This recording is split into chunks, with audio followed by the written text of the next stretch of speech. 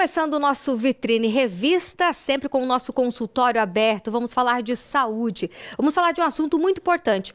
Qual o motivo que pacientes que estavam com os exames normais, de uma hora para outra se deparam com um câncer de mama?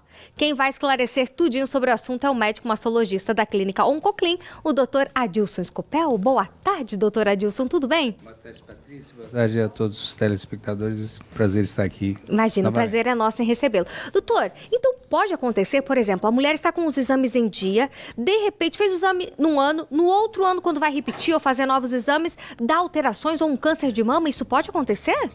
Essa situação é realmente não rara e muitos aspectos podem ocorrer, porque os exames, eles não são 100% de diagnóstico. Um exame sempre ele tem uma sensibilidade. Os exames que fazemos nas mamas para detectar o câncer de mama, que são basicamente 3, que é a mamografia, o ultrassom e a ressonância magnética, a sensibilidade deles da mamografia é 80%, do ultrassom é menor ainda, é 55%, 60%, e da ressonância também beira os 80%. Mas mais do que um exame que tenha essa sensibilidade ela depende de múltiplos fatores, porque tem o fator avaliativo, ou seja, a avaliação desse exame é de fundamental importância, e não minimização de eventuais pequenos sinais que ocorram. Então, não é raro passar despercebidos pequenas alterações em exames anteriores que, obviamente, no transcorrer de 6 meses, 1 ano, há um acréscimo importante de alterações. Então, primeira coisa que é importante entender no câncer de mama: nós não temos nada que possa fazer uma pessoa não ter um câncer de mama. O câncer de mama é uma doença multifatorial. Nós não temos um fator que pode mudar. Então, quer dizer, qualquer mulher pode ter um câncer de mama.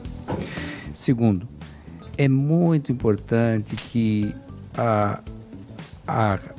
o cuidado mensal dessa mama seja feito pela própria paciente, para autoconhecer, procurar alguma pequena alteração.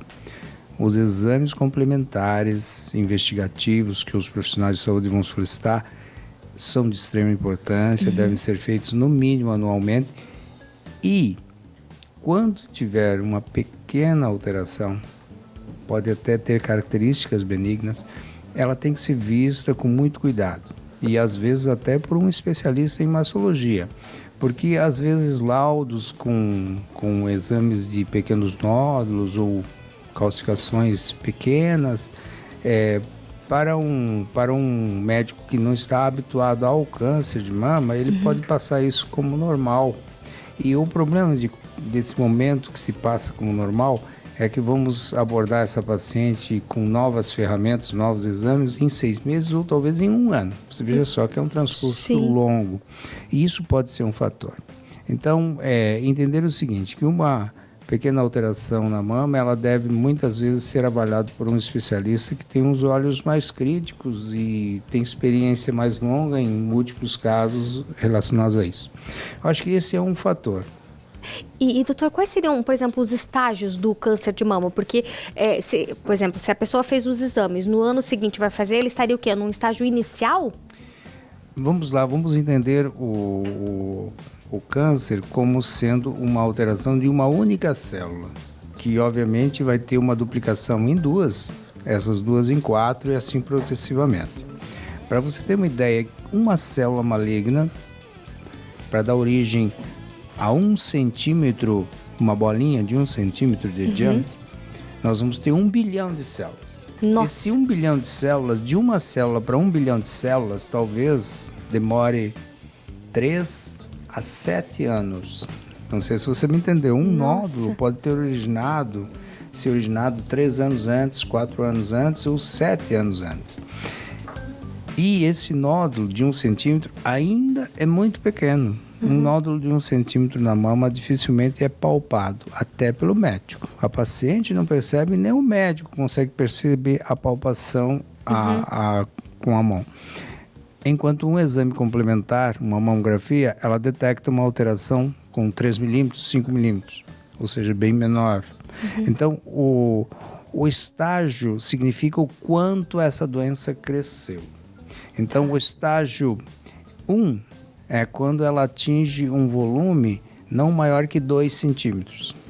E o estágio 2 é quando ela pode ter um volume até 4 centímetros, mas não tem ainda linfonodos na axila. E o estágio 3 quando ela já tem linfonodos, e o 4 é quando ela já foi para algum outro órgão.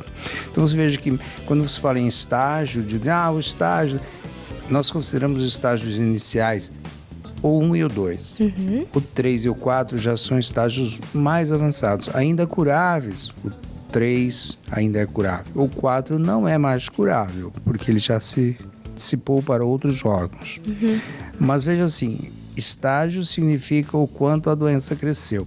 E a gente grada estas pacientes em estágio porque nós podemos ter uma visão estatística de como essa doença vai evoluir nesse grupo de pacientes. E, obviamente, o estágio também vai definir a intensidade de certos tratamentos. Porque estágios mais avançados vão necessitar de tratamentos mais intensos. Mas para chegar nesse estágio 4 que o senhor comentou, vai mais ou menos quanto tempo, doutor? É rápido? Não, anos.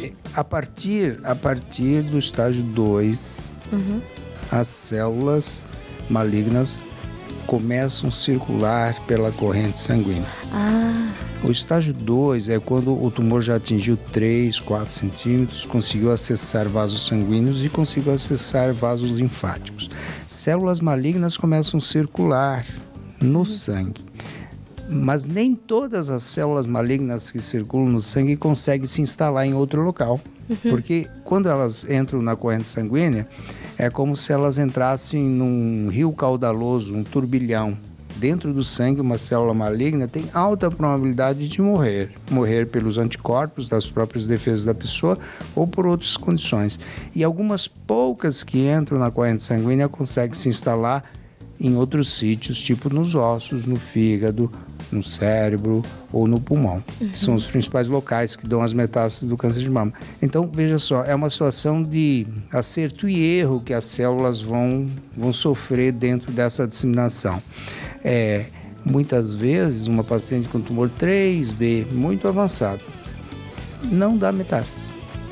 Trata-se e vive para sempre. Enquanto que um câncer estágio 1 já oportuniza uma célula que dá lá no osso, outras coisas. Então é muito difícil. O estágio é uma impressão que os exames complementares e a visão e o estudo da paciente no início conseguimos colocar ela dentro de um certo grupo para efetuar os tratamentos e ter uma expectativa de curabilidade. Mas não é 100%, nunca. E quais são os cuidados que essa paciente, doutor, pode ter, então, ao longo da vida ali, em relação ao câncer de mama? Porque o senhor falou que câncer de mama, por exemplo, a gente não consegue prevenir 100% o câncer de mama, mas tem alguns hábitos que essa mulher pode adotar? Veja, hoje nós percebemos que grandes fatores de diminuição do risco do câncer de mama estão nas dietas, no que você ingere. Porque os alimentos hipercalóricos, os alimentos com gorduras em grande quantidade, a obesidade, a falta do exercício físico, ela cria uma situação interna inflamatória no corpo que leva a uma maior predisposição às neoplasias. E quando fala as neoplasias, as mais frequentes. As mais frequentes neoplasias são na mulher a de mama, no homem a de próstata. E, obviamente, tem outras neoplasias que nós sabemos que o pulmão, por exemplo, é quem fuma, né? Mas nós não estamos falando dessas duas que são as principais neoplasias que incidem na população. Bons hábitos de vida e de alimentação. São essas as chaves disponíveis para a gente ter a possibilidade de não realmente ter uma neoplasia. Perfeito, doutor. Muitíssimo obrigada pela sua presença aqui no Vitrine Revista, viu? Muito obrigado pela oportunidade. E até um outro dia, Patrícia, e a todos que nos assistiram. Isso aí. Você que está acompanhando essa entrevista com o mastologista Dr. Adilson Scopel, gente, ele atende na clínica Oncoclin, que fica localizada na rua Castro Alves, 1327, bem ali na esquina com a rua Maranhão.